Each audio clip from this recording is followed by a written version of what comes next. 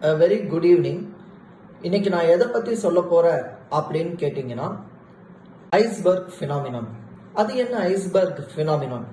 நம்ம சமுதாயத்துல பார்க்கக்கூடிய நோய்களை ஐஸ்பர்க் அப்படிங்கறத ஒரு உதாரணமா வச்சுட்டு இதை நான் சொல்ல போறேன்.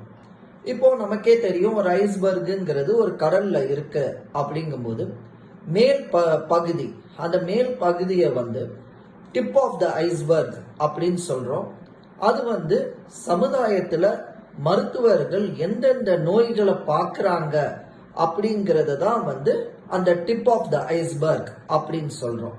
கீழ்பகுதியை சப்மர்ஜ்டு போர்ஷன், அதாவது சப்மர்ஜ்டு போர்ஷன் அப்படிங்கும்போது அந்த பகுதி என்ன, கடலுடைய கீழே இருக்கு ஐஸ்பர்க்கோட சேர்ந்ததுல.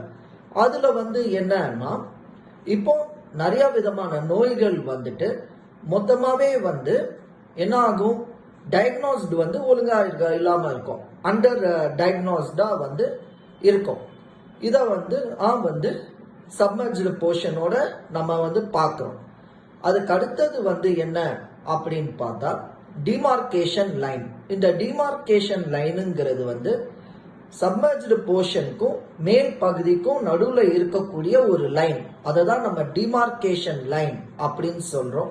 இது இன்அப்பேரண்ட் கேசஸ், அப்பேரண்ட் கேசஸ் அப்படின்னு நம்ம சொல்றோம். ஒரு உதாரணத்துக்கு என்னன்னா, நீண்ட நாள் நம்ம உடம்புல நிலைக்கக்கூடிய நோய்கள்.